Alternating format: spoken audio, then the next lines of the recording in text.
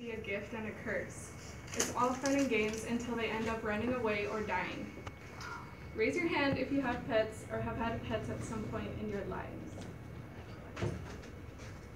So, throughout my entire childhood and teenage years, my family has owned about 15 pets, all of whom have ended up lasting very little. It is important that you learn how to be a terrible pet owner so that you can avoid making the same mistakes that I have made. So first I will talk about my pet tortoise. Second, I will tell you about my 2 pet hamsters. And third, I will talk about my pet Labrador. Okay. So from dogs to cats to hamsters to frogs, I have basically had all of the pets you can think of. So first, in order to be a terrible pet owner, you must forget where you leave your pet for a long period of time. So when I was 10, my parents got me a pet tortoise, and my only job was to take him outside to eat grass and then bring him back in. And one day I took him outside and I decided that I was going to leave him there, and I totally forgot that he was like by himself. And 8 hours later, I went to look for him and he was gone, and we never found him. So according to the article, 21 Destructive Habits of Terrible Pet Owners, Emily Hernandez claims that pet owners should take their animals outside as often as possible. However, if pets are not used to being on their own, then you should never leave them alone. So now you know it is possible for your pet tortoise to run away. My next tip to you on how to be a terrible pet owner is to feed your pets non-stop 24/7. Even if they aren't hungry anymore. So when I was 12, I had 2 pet hamsters, and I just wanted to make them happy. So when I would feed them, I noticed that they would like finish their food really quickly, and I thought they were still hungry. So I ended up feeding them like 10 times a day, when you're only supposed to feed them like twice a day. So one day before going to school, I fed them like a big bowl, and when I got back, my mom had this like really sad look on her face.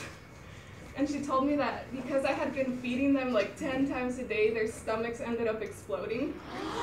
So, yeah, I went to look at the cage and like their guts were everywhere. Oh my gosh. No, like I was just trying to make them happy, like feeding them. But no, you should never feed them that much. According to the Humane Society of the U.S., hamsters are high-energy animals with rapid metabolism. But that doesn't mean that you should constantly be feeding them because their stomachs can explode. Okay. As you can tell, overeating can be a serious problem for hamsters. So if you really want to be a terrible pet owner, just follow my footsteps and feed them until they explode. My last tip to you on how to be a terrible pet owner is to leave your backyard door open so that your dog can run away. So when I was 15, I had a pet Labrador, and we had him for like a year, which is a really long time because our pets had never lasted that long. And eventually I left the backyard door open and he ran out, and we looked for him for weeks. We put posters up, and one day I decided to go to the animal shelter to see if someone had found him and taken him in. And I found him, so I was really happy. I went by myself because I wanted to surprise my parents. I had to pay like $200 to get him out. And like, the first thing my parents say when I get home with the dog is, "That's not our dog." Or like, "Our dog is 2 times bigger." So I thought it was our dog, but it was actually like just a black lab that looked like him. And yeah, it was really sad. Oh, and then that dog ended up running away the next day. So. An article written by the Humane Association states that if your pet gets lost, you need to make sure you know how to properly identify it, so that if you find it, you are 100% sure you are taking home the right dog. So you will find that a lot of pets look like yours, but only a bad pet owner like me would forget what they look like and take home the wrong dog.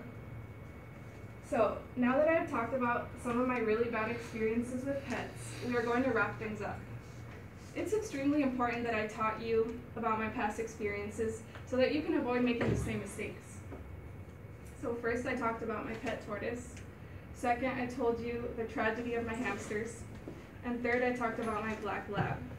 So hopefully you don't follow my footsteps and like make your hamsters explode and whatever. And that's it.